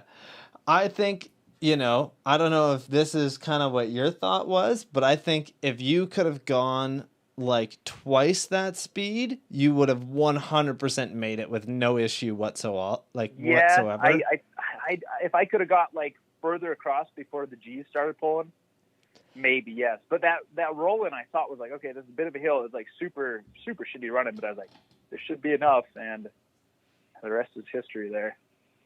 Yeah, so Team Weed actually posted that, did they not? I would love to find it, but they post way too much shit that I can't go back and find what they posted about that, but... Shout outs to Team Weed, those guys cracked me up. But yeah, they did post it, and I mean, nobody's like being dicks when they're making fun of it. Like, I totally deserved it. I thought everything was just as funny too. Yeah. Yeah, I think a lot of people take that stuff way too seriously. You know, at least me personally, I look at it as like, it's a funny clip, right? Like, you kind of have to laugh at yourself with that one at least. Oh, yeah. I think a lot of my writing is like, I know there's a lot of opinions out there, and I know I'm doing some weird stuff that kind of blurs the line. So yeah, I actually, like, it cracks me up when people like talk shit or make fun of me. Like, I kind of like it in a weird way. You know what I mean? Like, I guess I've kind of got a thick skin because I've always been doing a little bit of a different thing from the get-go. So like, not going to ruin my day if I hear somebody like being like, oh, he's such an idiot. How did, like, I think it's funny. At least it entertained them enough to like say something about it, I guess, you know? And I think the thing that's awesome about it is that at least you fucking tried it, you know? Like, nobody else is going to do that. Oh, man, there's another clip on I'll never do here. it again, I'll tell you that much. Yeah, there's another clip here of you trying to ride across a bunch of plywood, but you're doing an X-up ride, like, through this, like, little pond. That's another good one. We shot that in October. I thought I could have done an X-up. This is one of those things, like, what you can't tell in that clip is how cold it was. Oh, yeah. It was freaking cold, so I tried that, like, 2 times, and I actually cut my hands really bad on that, too. Jeez, eh? One of the times, or maybe it was my knee. I cut something, and that water wasn't like the best, and I was kind of like, I'm good, dudes. Sorry. Yeah, well, when healthcare isn't free like it is in Canada, it's yeah, right. You don't want to, do that too many times. Oh man, that is so cool. And one of the most successful clips that you've done is here as well, and it's you riding across a pool. That one is really cool. And I think the Scotty Kramer YouTube channel shouted you guys out a couple weeks ago when they were trying to do it over Big Boy's pool. Yeah, that was cool, those dudes. Yeah, that is traded so the cool. Jump across, which I want to play with that idea. That's pretty cool. Yeah, I know. I want to play with that. They use like way bigger sheets of plywood though, so it's like, I don't know. It definitely counts. Don't get me wrong, but I'm like, you can tell here that the way you're doing it, the plywood or whatever you're using is very thin. That definitely plays into it. To bring you back to that leg jumping clip when my ex-girlfriend ate shit. Yeah. So I don't know if you saw that wood ramp. I think there's actually clips of it in one of the videos, but that's where I first got that idea. And so when I first started playing with that hydroplane idea, the wood was like screwed together and it was way wider. So like, you got to start somewhere. Like, I'd kind of got to the point where I knew what to expect, so that's why those ones were skinnier and the successful one. Right. But yeah, I mean, like, those guys were going kind of slower too. Like, those guys, I'm sure like they're gonna keep playing with the idea, but like, there's a lot of opportunities with the pond skin thing. It works better than you might think, basically. Yeah, honestly, I kind of want to try it. Like, oh, do it. Yeah, it looks super cool. I run a lot of BMX jams and whatnot, and I was trying to do a DIY jam this year, but unfortunately with COVID, it's just not going to happen. But that's an idea that I have for next year if we're able to do it, is like I got to find somewhere with like a pond or something that we could, potentially try and make that work. I commented to Trey about Swamp Fest, so I'm sure he would probably cook some crazy stuff up for Swamp Fest involving that too. Now that he's done it, I could see him like making a loop or something halfway through the pond. My who knows God. What to do. Can you imagine? Yeah, I heard rumors that they were going to try and do a rail loop like what Escamilla tried years ago on Nitro Circus. God. Yeah, I heard rumors that they were going to do that at this year's Swamp Fest, and that was oh my God. Well, and somebody like gonna get hyped up by the crowd, and somebody's gonna do it. Like, that's the crazy thing about those jams. Like, I could see that happening. Yeah, I hope that Swamp Fest can happen in October, but with the way that things have been, I really highly doubt it. But I'm gonna try and make it out. I've never been to Swamp Fest. From here it's like probably a 40-hour drive with like nonstop just to get there. And I would fly, but I don't know. A lot of the guys that are around here, you know, they have drove down beforehand, and it's kind of a cool road trip, anyways. You know. Oh yeah, I actually haven't been either. I was actually planning. I was going to try and go this year, but now that it's late, I really want to make it. I'm not the kind of rider that necessarily like. I kind of don't like a lot of people watching me ride, so it'd be interesting to see if I got there. Like, I'm sure I would find something and be like, all right, I want to do this. Like, but typically I kind of like to stay in the offskirts and just kind of do my own thing. But something like that, everybody's so cool, and it seems like half the crowd's like had a few beers in the hot sun for most of the day. So who knows? I'm sure it's a pretty loose, fun vibe. Yeah, exactly. All right, so another question for you. What's the secret to the forward slider? A lot of wax. A lot of wax. I never thought of that for some reason. I don't know why I didn't. Yeah, a lot of wax, but don't get me wrong. Like, you still gotta just like, you really just gotta like turn your bars, of course, 90 degrees, and you just gotta like have faith that it's gonna slide and keep your weight back. But that's one of those tricks. Like, I remember just playing around in a parking garage one day by myself, and I kind of got that idea, and that's one of my favorite tricks. I haven't done one of those for a while. I need to rehatch that one of these days. It Come is up with some new ones. Yeah, it is such a cool clip. I'm gonna find one from your video here. I actually tried that in the middle of the winter after one of the podcasts that I had here, and totally ate shit. Like, there was like 3 feet of snow outside in the middle of the road, and I'm trying to bike on somebody else's bike, and like, you know, just turning the bars into it, totally ate it super hard, and it was hilarious. It's kind of scary with that bar end aiming right towards your junk or lower stomach too. You know, you just kind of really got to be like, all right, let's hope it slides. Let's hope it doesn't stick, or you wash out side to side either. You know. Yeah, exactly. I definitely thought about that and like almost ate it, but yeah, it just fell on my ass and I was fine. So, Well, get a nice box of paraffin wax and give it another try. You'd be surprised. Hell yeah, I'll have to do that. Yeah, there's a clip of you and the finer things doing it, and you know, you're doing it through this little alleyway. Through that alley, that was like actually one of my favorite clips I've ever filmed. That felt so cool. Yeah, it was like super tight. And the way Mike filmed that, like, I think he had a crazier part of that trick than I did, because he's rolling through backwards on a skateboard with a super heavy camera with a fisheye lens on it. And of course we had to time that just right. So that's honestly probably one of the favorite clips I've ever filmed, really. Now, did you guys do it twice? Because the footage here doesn't have Mike in it on the second clip? Yes, I did it. We got it, I think it was once. I think I did it long lens first, so I had a little more control, if I remember right. And then we kind of like, all right, let's get the fisheye. And now that I kind of had my speed down and stuff like that, and yeah, Mike did a killer job with that one. Yeah, that lens that he has on his camera too. I actually use the same camera that he does, and the lens is so ridiculously expensive. Yeah, it's like, I think $2,500 US just for that lens. Yeah. Oh yeah. Yeah. And my peg or bolt was like heading straight towards that thing a few times too. So yeah. Shout out to Mike. Oh, also a funny story about that is like, I think it was like later on, I got thinking, so I waxed the shit out of that, and I was like, what if like a little old lady, because I was by like this apartment complex, I was like, what if like a little old lady is like walking down that and slips on the wax? So I actually went back like the day after and put a bunch of dirt on it and like scrubbed it in with my feet. Because I think I woke up, or I was right before I was going to bed, I was like, dude, what if somebody slips on that? Like, you want that in the back of your mind? So I ended up going back and like making it pedestrian safe again.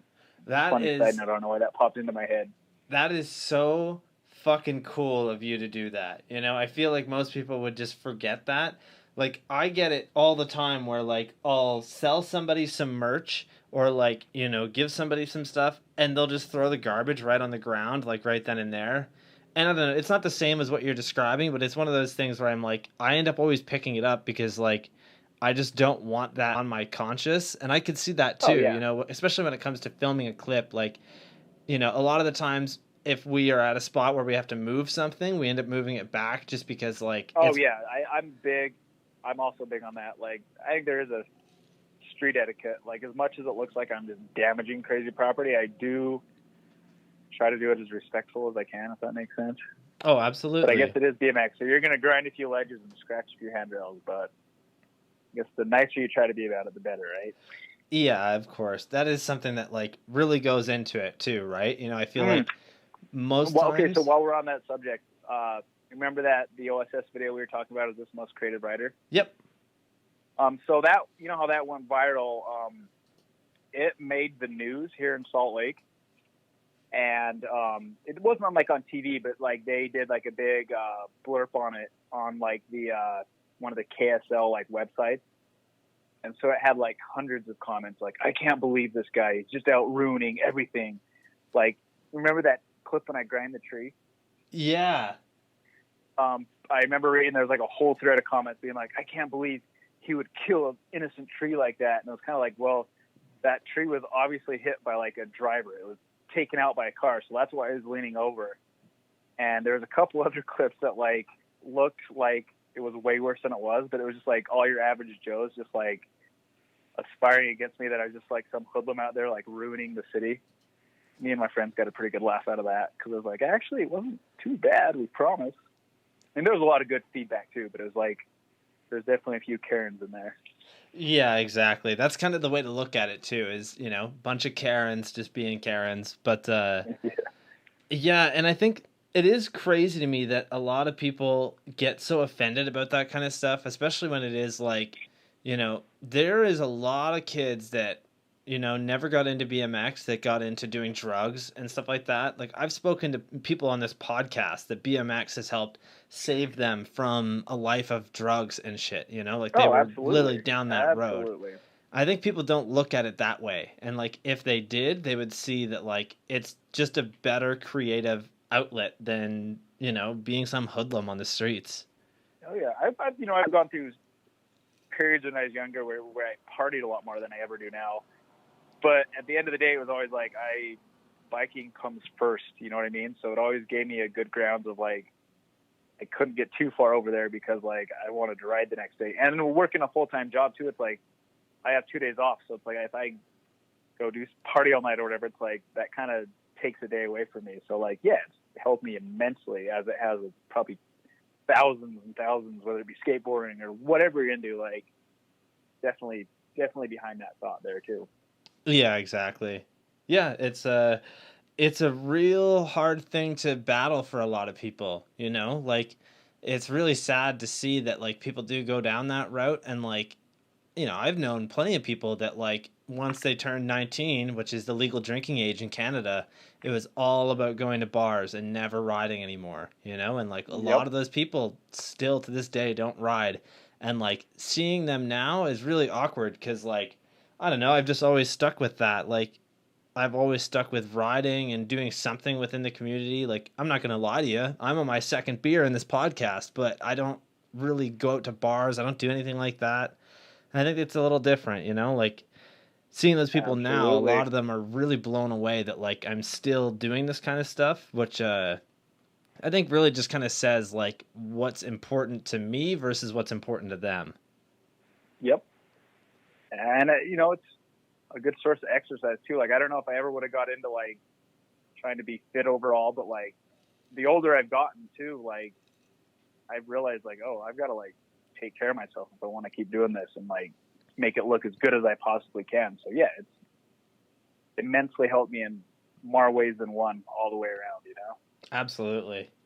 Well, let's move on to some fan questions and then we'll end it off there. How's that sound? Sounds good.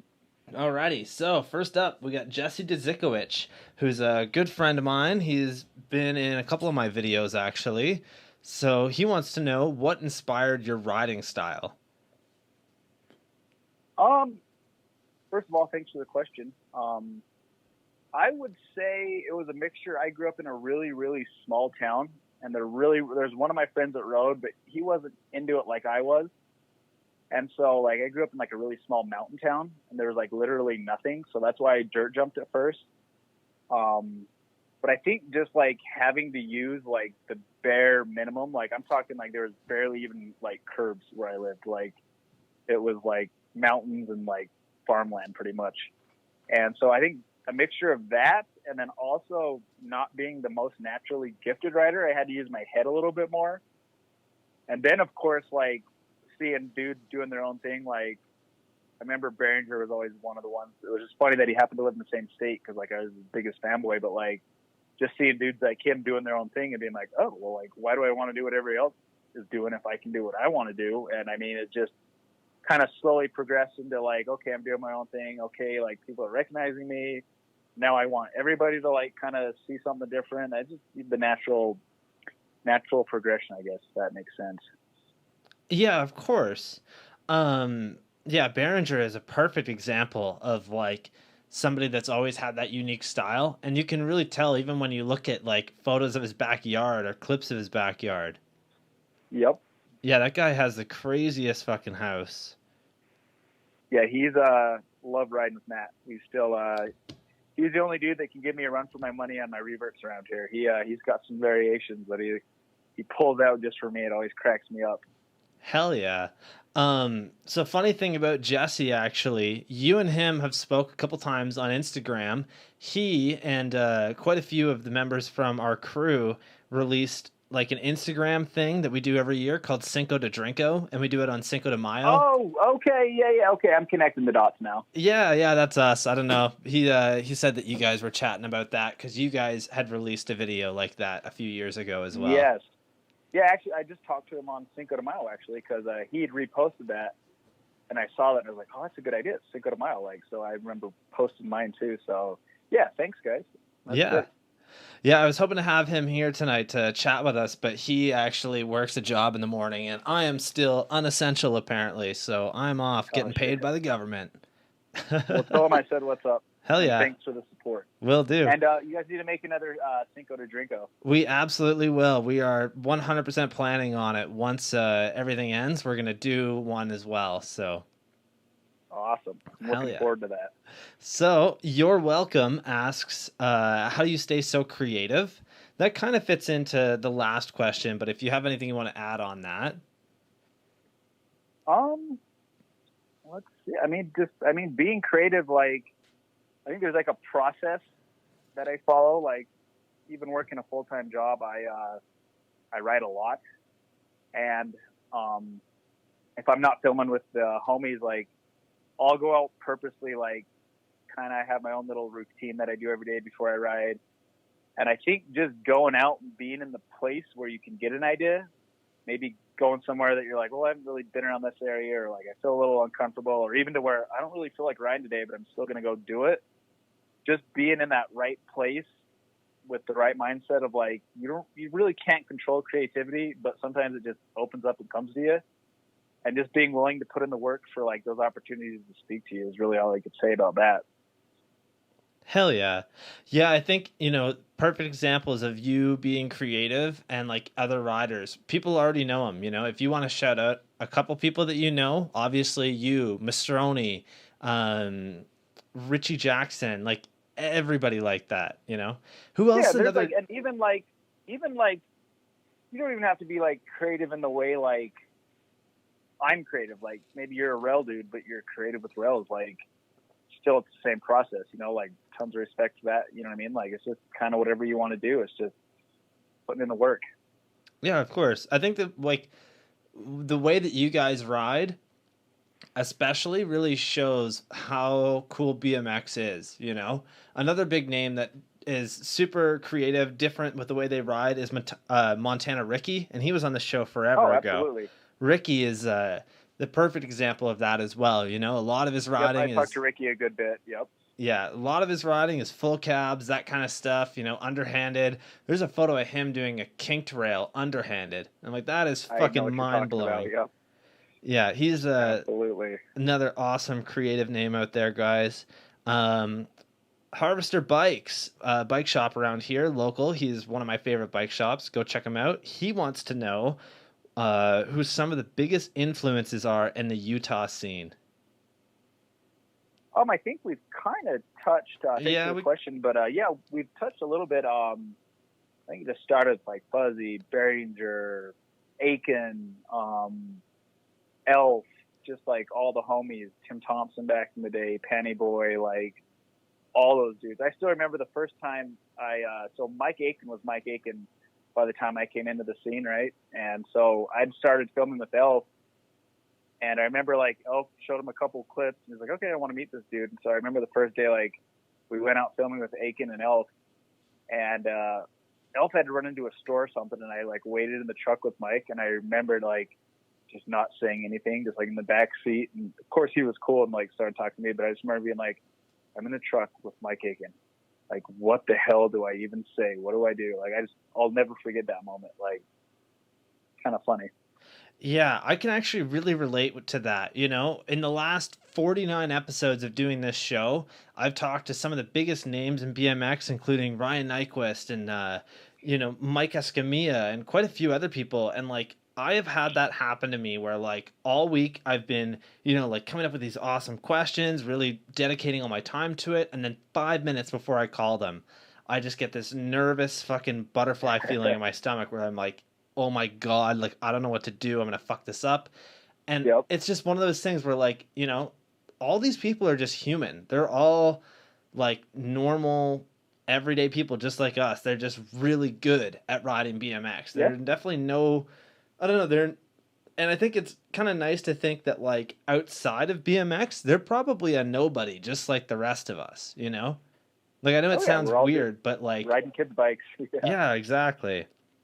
Yeah, but definitely I can relate to that, and Mike is like one of those guys where he is seriously one of the best to ever do it, if not the best to ever do it. So like being in a truck with him, I could absolutely see that.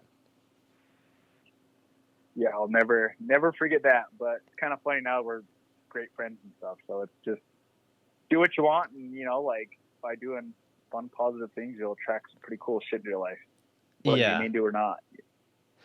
Adam Wombolt wanted to know what happened or what was supposed to happen with the pool clip, but we already covered that. So thanks, Adam. Yep, I failed. Yeah, and then Marcel Johnson wants to know, does it feel weird switching between the mag wheel and the normal spokes? I think we talked about that a little bit too. Yeah, a little bit like actually. I said, I really didn't notice it that much when I went from spokes to mag. But then times that I've had to throw a spoke on because my mag breaks or whatever, like it feels your steering's a little different. And I just at this point, I prefer the slightly slower filling, slightly heavier filling of a mag. It just feels good now, Yeah, fair enough. Parker wants to know what your favorite skate park in Utah is. Ooh, thanks, Parker. I don't really ride skate parks that much, maybe more than people think I do, but I'd have to say Rose Park. It's the closest park to my house, and there's usually like not that many people there. I'm really not a crowded skate parks guy. In that case, I'd rather just go ride like a parking lot by myself. But Rose Park always kind of hits the right spot of like just kind of you have your room to like no matter, even if there are people there, it's big enough that you can kind of go find your own little thing. And then there's another park in Park City called Trailside, and it's like this weird hodgepodge of like prefab stuff, and I always have a blast up there too. Hell yeah. Yeah, there's nothing like a skate park where it's just you and your homies and that's it. One of the parks that we have in town has been my favorite park for, at least our local park for the last 8 years, because it is so that where like, there's never anybody there. Whenever we show up, it's mainly just us. And we never have any issues with like, I don't know, moms coming out there freaking out with their scooter kids or anything. Like never have that, which is awesome. Alrighty. And then we got another question here asking if you'll be doing any collaborations soon. Let's see. So of course we're doing the GT stuff. As far as collaborations, I mean, I'm always open to companies wanting to do weird things. I'm trying to think. Nothing necessarily in particular. Just really trying to focus on this GT project that I'm getting close to finishing. I'd say that's the main thing I'm working on right now. Fuck yeah, man! I'm excited to see that. And last fan question here. Riley asks, "Who is Greedy T?" So that's one of my good friends. Riley Smith, one of my filmer buddies. So Greedy T was a character that I used to get into. We were filming for one of the Ogden videos, and my intro, I had this like gangster shirt on with a do-rag, and we filmed my little intro. I think I was like taking fake money out of an ATM. And then one night we were like all hanging out, and I went and put it on, and I took a piece of gum and I put like the silver wrapper on my teeth, so I like had a grill. And I like just came out and just was acting like a completely different character, like a gangster. And they were like asking me who am I or whatever. And I was like, I'm Greedy T. And it just came from that. Everybody thought it was hilarious. So to this day, like it's like, oh, when's Greedy T coming out? And that's that. Hell yeah, that's hilarious. There's one of the dudes from Jackass. I forget what he has as like his alter ego, but whenever he drinks, he has like a different alter ego because his personality just shifts 100% like the other way. Yeah, but I remember they were talking about that. I think we were drinking that original night that Greedy T came out, so there may have been a little alcohol influence there. Oh fuck, I love it. Alrighty. And Tate, I gotta say, this has been incredible. Thank you so much for sitting down with me. Thanks. I know that you got to get going, time. but I have one last question for you. So this last question here is, why should people look at BMX through the creative eye that you have rather than the more traditional way of riding that we are used to? I guess all I could really say about that is just whatever you like to do. Like, it doesn't even have to be BMX, but just like make it your own. And like, you don't have to be the best at anything. Just like, have patience to put in the practice and like find your niche or whatever. Find a weird tangent that somebody's not doing, and like that's where you're gonna find probably what you're looking for, I'd say. So if that answers your question, I'd just say like don't be afraid to like whatever you do, like do it your way and like have confidence, and remember that like you might not have confidence at the beginning, but just like putting in the time, the effort, like that'll build your confidence to like have the balls to do some weird shit that you're like, well, I don't know if anybody's ever done it, but I'm going to do it. And you'd be surprised at what you can do with that approach, I guess. Hell yeah. Yeah, that is such a solid answer, you know? I bet you that a lot of people out there would really appreciate that. So thank you so much. I think we'll end it off here. Thank you again for doing the show. You know, it honestly means a lot to me to see that like over the last, thanks for reaching out, man. I really appreciate that. Oh, of course. Over the last 49 episodes, you know, I've had people from either local here or people like yourself that are hours away where we're doing this over a phone call in 2 different time zones. And honestly, each person, it means so much to me that they'll take the time just to sit down and talk with me. Yeah, man. Yeah, awesome. Anybody that stuck around this long, thank you for sticking around with all the technical difficulties we had today. Sorry about not getting video to work. We'll have that fixed up in the next episode. But yeah, Tate, thank you so much. We'll talk to you later. Everybody else? Thanks again. And yeah, thanks for anybody that was listening or will listen, whatever. Hell yeah. Appreciate you taking the time out of your day to listen to me talk. Fuck yeah. But we'll see you guys in the next one. Peace. Cool, man. We'll keep in touch, brother. Thank you so much. I appreciate it. Absolutely. I'll send you a text after this. Sounds great. Cool. Everybody else, peace. Hey. Have a good night. Take it easy, guys.